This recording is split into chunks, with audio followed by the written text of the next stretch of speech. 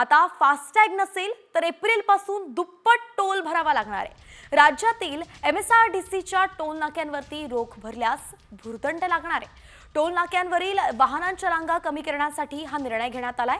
MSRDCच्या toll नाक्यांवरती 1 एप्रिलपासून FASTag बंधनकारक करण्यात आलाय। ग्राफिक्सच्या माध्यमातून काय नियम असणार आहे, बदल काय झालाय, जरा सविस्तरच पाहूयात।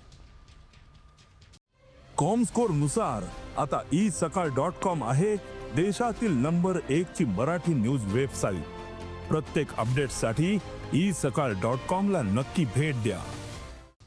तर राजीव गांधी वांद्रे वरळी सी लिंक इथे दुप्पट टोल तुम्हाला द्यावा लागू शकतो। मुंबई पुणे एक्सप्रेस वे आणि मुंबई पुणे राष्ट्रीय महामार्गावरती सुद्धा हा नवीन नियम जो आहे तो लागू होणार आहे। तर मुंबईच्या एंट्री पॉइंटवरचे 5 ही टोल नाके यामध्ये समाविष्ट आहेत। समृद्धी महामार्गावरचे 23 टोल नाके सुद्धा या अंतर्गत येतात। तर नागपुरात 5, सोलापुरात 4 आणि छत्रपती संभाजीनगरमध्ये 3 टोल नाके जे आहेत त्यांच्यावरती हा नियम 1 एप्रिलपासून लागू होणार आहे।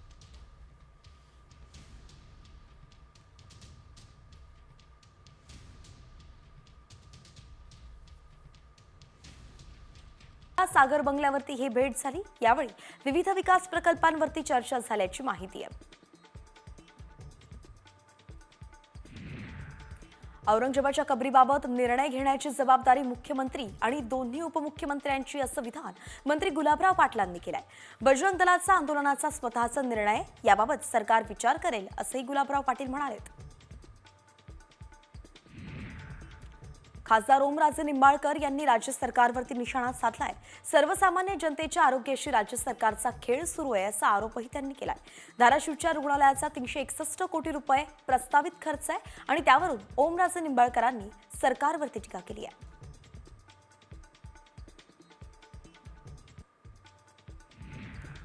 यवतमाळ जिल्ह्यातील नागरिकांच्या सेवेसाठी 90 नवीन एसटी बसेस येणार आहेत। जिल्ह्यातील 9 एसटी डेपोला प्रत्येकी 10 याप्रमाणे एकूण 90 नवीन एसटी बसेस मंजूर करण्यात आल्या। पालकमंत्री संजय राठोड यांच्या हस्ते या नवीन बसेसचं उद्घाटन करण्यात आलं।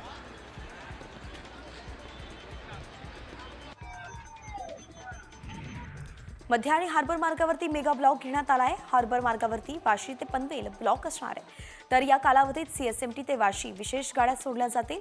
मध्य रेल्वेवरती CSMT ते कल्याण जलद मार्गावरती ब्लॉक असून ठाणे आणि कल्याण स्थानकांदरम्यान अप आणि डाऊन मार्गावरती जलद मार्गावरती लोकल सेवा सुरू राहील।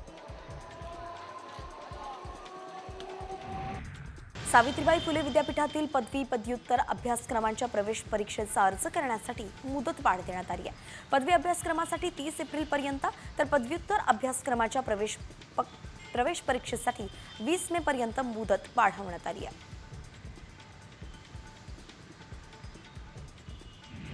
हिंदूंनी झटका मटण खावं, हलाल मटण खाऊ नये अशा आशयाचं वक्तव्य नितेश राणेंनी केलं होतं आणि राणेंच्या या वक्तव्यानंतर खाटीक समाज आक्रमक झालाय। आम्ही हलाल मटणच विक्री करणार अशी भूमिका खाटीक समाजानं घेतली आहे। त्यांनी धार्मिक सलोखा बिघडवणाऱ्यांचा निषेधही केला।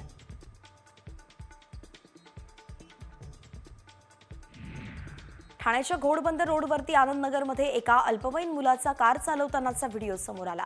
या संदर्भात साम टीव्हीने बातमी दाखवली होती आणि त्यानंतर ठाणे पोलिसांनी गाडी मालक आणि चालकावरती दंडात्मक कारवाई सुद्धा केली आहे। तसंच आपल्या अल्पवयीन मुलांना गाडी चालवण्याला देऊ नका असं आवाहनही वाहतूक पोलिसांनी केलंय। राज्यात उष्णतेची लाट कायम आहे। चंद्रपुरात राज्यात उच्चांकी 41.4 अंश सेल्सिअस तापमानाची नोंद झाली आहे। तर आजही विदर्भातील उष्णतेची लाट कायम राहण्याचा अंदाज हवामानशास्त्र विभागानं दिलाय।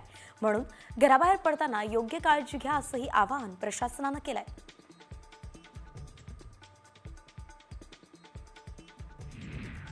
परभणी जिल्ह्यात 3 दिवसांपासून उष्णतेची लाट कायम असून तापमान 38 अंशांवरती गेलाय। वाढत्या तापमानाचा फटका सर्वांनाच बसतोय। कडक उन्हामुळे दुपारी रस्त्यांसहच गल्ली बोळात सुद्धा रस्ते सामसूम पाहायला मिळत आहेत।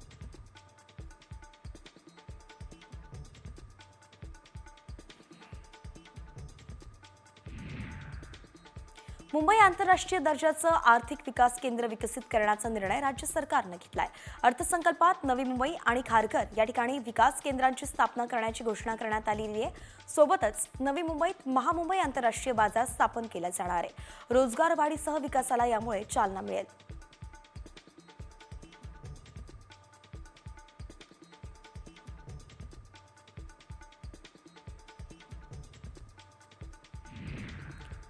आणि आता बातमी सोलापूरकरांसाठी आहे आणि यानंतर 36 जिल्ह्यांतील बातम्यांचा वेगवान आढावा 36 जिल्हे 36 रिपोर्टरच्या माध्यमातून. रत्नागिरीच्या खेडमधील गोशाळेचे संस्थापक भगवान कोकरे महाराज 17 मार्चपासून आमरण उपोषण करणार आहेत. गोशाळेसाठी मंजूर झालेला निधी अद्याप मिळालेला नाहीये आणि गोशाळेच्या जागेचा प्रश्न सुद्धा शासनानं सोडवला नाहीये. हाच आरोप कोकरे महाराजांनी केलाय.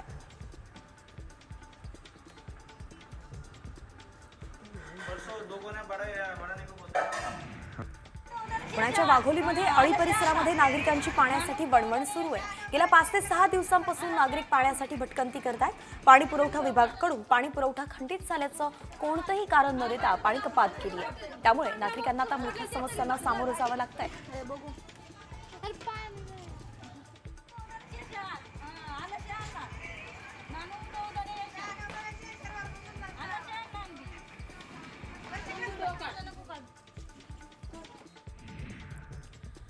यानंतर राजकीय गोटातून अत्यंत मोठी बातमी समोर येते आहे. बातमी विधान परिषदेसंदर्भात आहे. विधान परिषदेसाठी भाजपची उमेदवार यादी जाहीर झाली आहे. अत्यंत मोठी बातमी आपण पाहतोय. गेल्या 2 ते 3 दिवसांपूर्वीच मुख्यमंत्र्यांनी दिल्ली दौरा केला. त्यावेळी देखील विधान परिषदेसाठी जे उमेदवार आहेत भाजपचे त्याची चर्चा झाल्याची माहिती आहे. 3 जणांचं नाव यामध्ये समोर येत होतं. दादाराव केचे यामध्ये सुद्धा होते आणि त्यानंतर आता पाहावं लागणार आहे की ही जी यादी जाहीर झाली आहे त्यात कुणाच्या नावावरती शिक्कामोर्तब झालंय. दादाराव केचे, संजय केणेकर आणि संदीप जोशींना संधी मिळाल्याची सध्याची माहिती समोर येते. अत्यंत मोठी बातमी तुम्ही साम टीव्हीवरती पाहताय.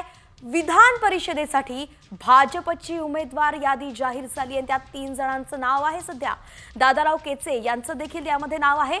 संजय केणेकर देखील आहेत तर संदीप जोशी यांना देखील संधी मिळणार असल्याचं कळत आहे. इतर मित्रपक्षांबद्दल अद्याप माहिती समोर आलेली नाहीये की त्यांच्याकडून नेमकं कुणाची नावं दिली जाणार आहेत. मात्र भाजप संदर्भात जर आपण पाहिलं तर 3 जणांची यादी सध्या समोर येते. विधान परिषदेमध्ये आता 3 जणांना संधी दिली जाणार असल्याचं कळत आहे. मुख्यमंत्री देवेंद्र फडणवीसांनी काही दिवसांपूर्वीच दिल्ली दौरा केलाय. त्यानंतर आता भारतीय जनता पक्षाकडून एक अधिकृत पत्रक जाहीर करण्यात आलंय जे साम टीव्हीवरती आपण पाहतोय आणि यामध्ये 3 जणांचं नाव नमूद करण्यात आलंय. या तिघांना आता संधी दिली जाणार आहे. दादाराव केचे आहेत आणि सोबतच आपण जर पाहिलं तर यामध्ये इतर 2 जण आहेत. संजय केणेकर देखील आहेत आणि संदीप जोशी देखील आहेत. या तिघांच्या नावाचं अधिकृत परिपत्रक भाजपवर भारतीय जनता पार्टीनं जाहीर केलंय जे आपण पाहतोय या ठिकाणी तुम्हाला दिसतंय. प्रमोद जगताप आपले प्रतिनिधी आपल्यासोबत जोडले गेलेत. प्रमोद, काय सांगाल? 3 जणांचं नाव या ठिकाणी दिसतंय. नेमकं कुठले मुद्दे आहेत ज्यामुळे भाजपने या तिघांना संधी दिली आहे? प्रामुख्यानं सांगायचं आपण तर विधानसभेच्या निवडणूक या ठिकाणी विधान परिषदेवरती होते ती पोटनिवडणूक जाहीर झालेली आहे. दादाराव केचे जे आर्वी विधानसभा मतदारसंघाचे आमदार होते, विद्यमान आमदार असताना त्यांचं तिकीट कापलं होतं. देवेंद्र फडणवीस यांचे जे पीए होते सुमित यांना तिकीट, त्यामुळे दादाराव केचे यांचे एक प्रकारे विधान परिषदेवरती पोटनिवडणुकीसाठी वर्णी लागलेली आहे असं आपल्याला एक प्रकारे म्हणता येईल. नागपूरचे माजी महापौर संदीप जोशी यांना देखील विधान परिषदेसाठी भारतीय जनता पार्टीकडनं संधी दिली गेलेली आहे आणि संभाजीनगरच्या संजय केणेकर या 3 महत्वाच्या नेत्यांना जे आहे ती भारतीय जनता पार्टीनं संधी दिल्याचं आपल्याला बघायला मिळतंय. संदीप जोशी असतील किंवा संदीप केणेकर असतील हे भारतीय जनता पार्टीच्या संघटनात्मक बांधणीमध्ये खूप महत्वाच्या पद्धतीने महत्वाच्या एक प्रकारे तर या होत्या त्या भाजपने निवडून येऊ शकतात. त्यामुळे भाजपनं ज्या लोकांना नक्कीच प्रमोद, अतिशय महत्वाचे नाव आपण पाहतोय. 3 जणांना भाजपनं संधी दिलेली आहे. आता पोटनिवडणुकीला हे संपूर्ण जण जे आहेत ते सामोरे जाणार आहेत. विधान परिषदेसाठी पोटनिवडणूक होणार आहे आणि ज्यामध्ये दादाराव केचे, संजय केणेकर आणि संदीप जोशींना अधिकृतपणे भाजपनं उमेदवारी जाहीर केली आहे. पाहावं लागणार आहे की नेमकं या निवडणुकीत पोटनिवडणुकीत काय होतं. धन्यवाद, ते सविस्तर अपडेट आपण दिलीत. एकंदरीतच आपण पाहतोय यामध्ये संभाजीनगरला सुद्धा स्थान देण्यात आलेलं आहे तर दादाराव केचे यांना देखील पुन्हा एकदा संधी देण्यात आलेली आहे आणि त्यानंतर आता जेव्हा या तिघांचं नाव समोर आलंय त्यांच्यावरती मोठी जबाबदारी आहे. ही जबाबदारी ते कसे पेलणार पाहावं लागेल.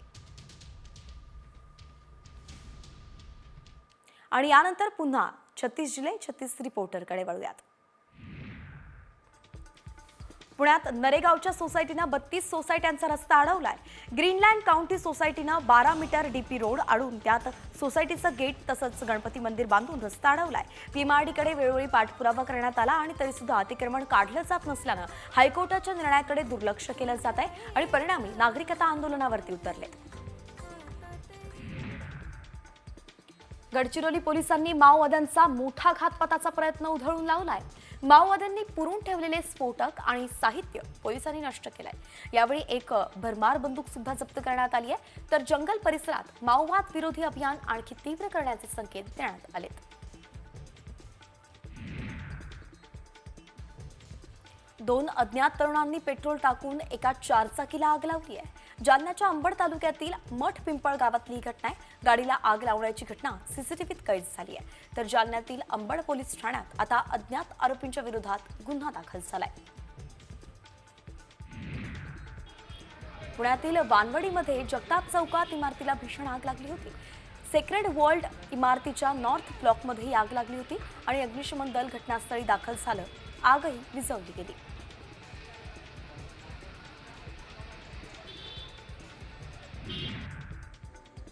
नाशिकमध्ये रेल्वेखाली आत्महत्या करणाऱ्या तरुणाला रेल्वे पोलिसांनी वाचवलंय. नाशिक रोड रेल्वे स्थानकावरती ही घटना घडली आहे.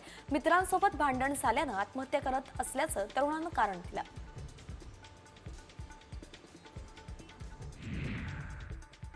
पंढरपूर जवळील बाभुळगाव इथं एका शेतकऱ्याच्या 20 शेळ्या चोरीला गेल्या आहेत. अनेक गावांमध्ये वाढत्या चोरीच्या घटनांमुळे नागरिक आणि शेतकरी कमालीचे त्रस्त झाले.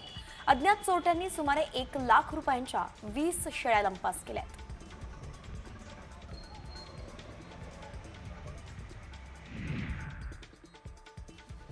होळी खेळण्यास नकार दिल्यानं मित्रानंच गोळ्या झाडल्यात.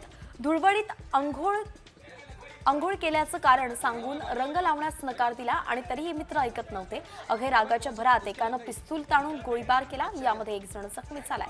ही धक्कादायक घटना उत्तर प्रदेशच्या मुरादाबादमध्ये घडली आहे.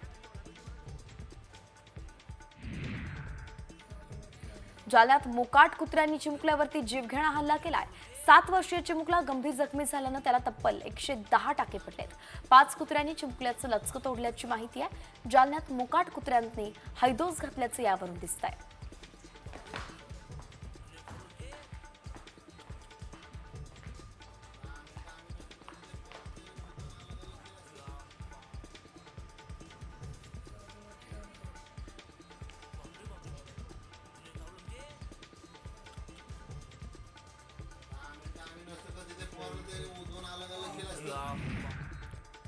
बातमी सिने जगतातून आहे.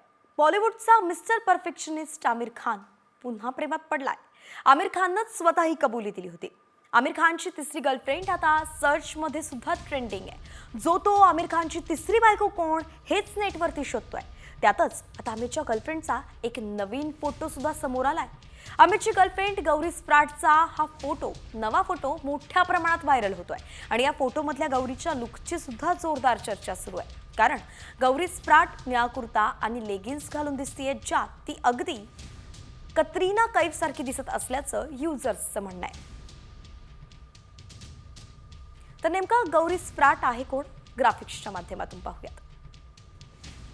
आमिर आणि गौरी 2.5 वर्षांपासून रिलेशनशिपमध्ये आहेत. गौरी सध्या आमिर खानच्या प्रोडक्शन हाऊसमध्ये काम करते. गौरी स्प्राट मूळची बंगळुरूची आहे आणि व्यावसायिकदृष्ट्या हेअर स्टायलिस्ट म्हणून ती काम करते. गौरी स्प्राटला 6 वर्षांचा मुलगा देखील आहे. गौरीची आई तमिळ आहे तर वडील आयरिश असल्याची माहिती आहे.